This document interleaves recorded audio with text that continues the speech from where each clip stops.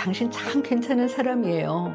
참 열심히 사셨어요. 당신 참 잘했어요. 칭찬은 가성비 측면에서 따져봐도 압도적으로 1위를 차지할 만합니다. 모든 리더십, 모든 인간관계에서 칭찬의 중요성을 강조하고 있지만 가장 안 되는 것이 바로 이 칭찬입니다. 그 이유가 뭘까요?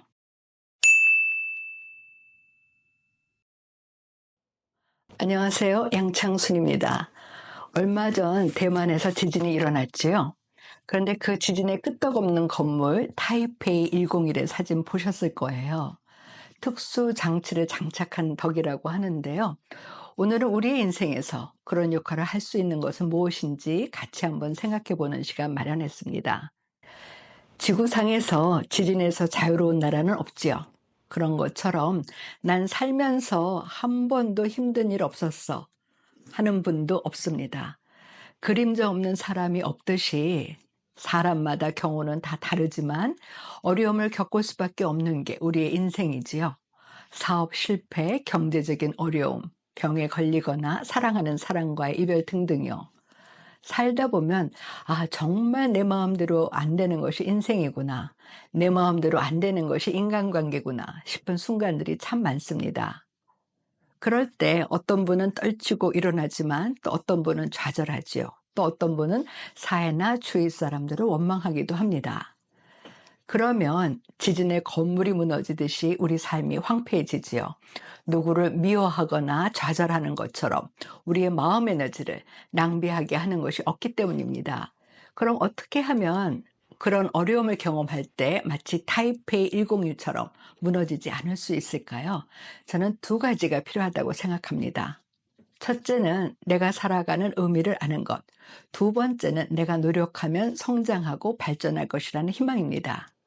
사실 우리가 우울증에 빠지는 이유는요, 이 두 가지를 잃어버렸기 때문입니다. 모든 것이 무의미하고 미래에 희망이 없다고 생각할 때 걸리는 병이 바로 우울증이지요. 그런데 우리가 신체적으로 배가 고프거나 피곤할 때 맛난 음식을 먹으면 기운을 차리듯이 우리가 우울증으로 힘들어할 때 우리를 기운 차리게 해주는 마음 영양소가 있습니다. 바로 당신 참 괜찮은 사람이에요. 참 열심히 사셨어요. 당신 참 잘했어요. 하는 칭찬과 격려입니다. 이건 제가 임상에서 매일 경험하고 있는데요. 우울하고 살기 싫다고 저를 찾아오시는 분들이 상담 중에 본인의 잠재 역량을 발견하고 다시 도전할 수 있는 용기를 내는 경우를 참 많이 보는데요. 그때 제가 그 내담자들한테 해드리는 것은 단지 두 가지일 뿐입니다. 그분이 얼마나 소중한 사람인지 격려해주고 지금까지 본인이 한 일 중에서 잘한 것을 찾아서 칭찬해주는 것인데요. 우리는 인간관계에서 칭찬의 중요성 너무 잘 알고 있지요. 예전에 칭찬은 고래도 춤추게 한다는 제목의 책이 한동안 베스트셀러였습니다. 제가 기억하기로는 텔레비전 프로그램에도 칭찬합시다라는 게 있었던 걸로 기억하는데요. 모든 인간관계를 다루는 책에서 공통적으로 말하고 있는 주제도 바로 칭찬입니다. 칭찬은 가성비 측면에서 따져봐도 압도적으로 1위를 차지할 만합니다. 사실 우리가 누군가를 칭찬하는 데는 돈이 안 들거든요. 그런데 실제 인간관계에서 가장 잘 안 되는 것이 바로 이 칭찬입니다. 내담자들에게 지금까지 살면서 칭찬받아 본 경험이 있습니까? 하고 물어보면 거의 없다고 하세요. 그러면서 본인이 지금까지 살아오면서 칭찬받아 본 적이 없다 보니까 자녀나 주위 사람들한테 칭찬을 하고 싶은데 잘 안 된다고 하세요. 그건 조직이나 직장에서도 마찬가지인데요. 모든 리더십, 모든 인간관계에서 칭찬의 중요성을 강조하고 있지만 가장 안 되는 것이 바로 이 칭찬입니다. 그 이유가 뭘까요? 첫째는요. 우리의 뇌는 부정적인 것을 더 잘 찾아내게 프로그래밍 되어 있습니다. 요즘 뇌과학에서 우리 뇌가 긍정적인 것보다는 부정적인 것을 더 잘 찾아내게 되어 있다는 것이 밝혀지고 있습니다. 많은 심리학자와 정신과 의사들이 인류가 생겨난 이래로 우리가 경험한 모든 것들이 우리 뇌의 무의식에 저장되어 있다고 주장하는데요. 지구상의 첫 인류는 얼마나 사는 것이 두려웠을까요? 저 동물이 나를 해칠 것인지 아닌지, 이 식물이 독초인지 먹을 수 있는 것인지, 상대가 나의 적인지 친구인지 등등. 의심하고 경계할 것들이 너무 많았지요. 우리가 겨울에 더 우울해지는 이유 중 하나도 과거에 제대로 난방이 되지 않던 시절에 고생하던 경험이 그대로 무의식에 저장돼서 그렇다는 겁니다. 그러니까 우리가 생존하기 위해 무의식적으로 자기 자신이나 상대에 대해서 부정적인 정보를 더 잘 찾아내게 프로그래밍 되어 있다는 것이지요. 이러한 프로그래밍이 과도하게 되면 그것이 편집증인 것입니다. 제가 상담을 해보면은요, 자기 자신에 대해서 장점은 잘 못 쓰지만 단점에 대해서는 거의 A4 용지에 가득 쓸 정도로 찾아내는 내담자들이 참 많아요. 당연히 인간관계에 있어서도 상대의 장점보다는 단점을 더 잘 찾아내고 비난하기 쉽지요. 우리가 칭찬하기 어려운 두 번째 이유, 비현실적으로 높은 기대치입니다.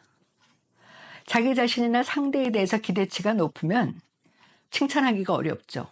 왜냐하면 모든 것들이 다 실망스러우니까는요. 언젠가 제가 기업에서 칭찬을 주제로 강의를 했더니 그 기업의 대표가 하는 얘기가, 아니 칭찬할 직원이 없는데 어떻게 칭찬을 하라는 거냐, 하도 일도 못하고 게으르고 책임감도 없는데 하고 화를 낸 적도 있었습니다. 가족도 마찬가지예요. 아이가 아침에 깨우지 않아도 알아서 잘 일어나고 공부도 잘하고 학교나 학원에서 성적도 뛰어나고 부모님 말씀도 잘 듣고 형제들과도 잘 지내고 돈도 아껴 쓰고 이렇게 바라는 것이 많으니 당연히 칭찬할 것이 없습니다. 부부 사이에서도 마찬가지지요. 남편은 아내가 집안일도 잘하고 시집 식구한테도 잘하고 아이들도 잘 키우고 집도 깨끗이 해야 되고 바라는 것이 많습니다. 그러니 당연히 아내가 하는 행동이 다 못마땅하지요. 아내도 마찬가지입니다. 남편이 돈도 잘 벌어오고 자기만 바라보고 친구도 만나지 말고 자녀 양육도 같이 해야 되고 집안일도 거들어줘야 되고 자기 친정 식구한테도 잘해야 된다고 생각하니까 당연히 칭찬이 안 나옵니다. 자기 자신과의 관계에 있어서도 뭐든지 완벽하게 잘해야 한다고 생각하면 자기 자신에 대해서 칭찬을 못하죠. 늘 자기는 모자라고 실력도 없고 형편없는 사람이라고 생각하게 되니까는요.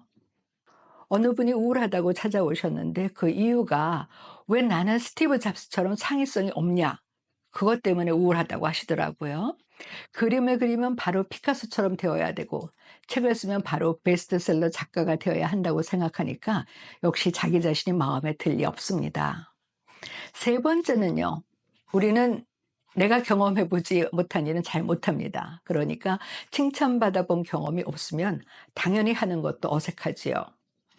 많은 분들이 하시는 얘기가요. 본인들이 받아본 적이 없으니까 칭찬을 어떻게 해야 할지도 잘 모르겠고 막상 하려고 하면 안 하던 행동을 하는 거니까 당황스럽기도 하고 어색하기도 해서 못하겠다는 분들 참 많으세요.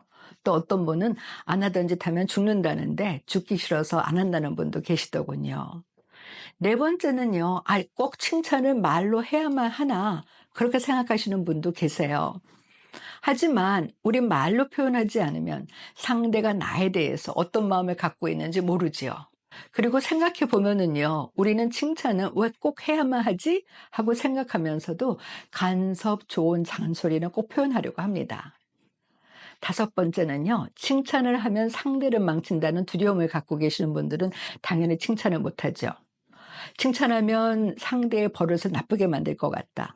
오히려 애들을 망칠 것 같다. 상대의 자만심만 키워줄 것 같다. 상대를 기고만장하게 만들 것 같다. 등등의 이유로 칭찬하기가 두렵다고 하시는 분들 참 많으세요.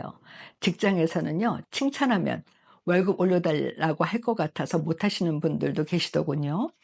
또 반대로 상사를 칭찬하면 주위에서 저 친구 아부하네. 그렇게 생각하는 것 같아서 못한다는 분도 계세요. 그렇지만 우리는 누구나 인간관계에서 칭찬의 중요성을 잘 알고 있습니다. 그리고 나 자신도 칭찬을 들으면 기분이 좋아지고 더 잘하고 싶은 마음이 든다는 것도 알지요. 그런데도 칭찬을 못하는 이유 5가지로 생각해 보았는데요. 다음 시간에도 이어서 말씀드리겠습니다. 감사합니다.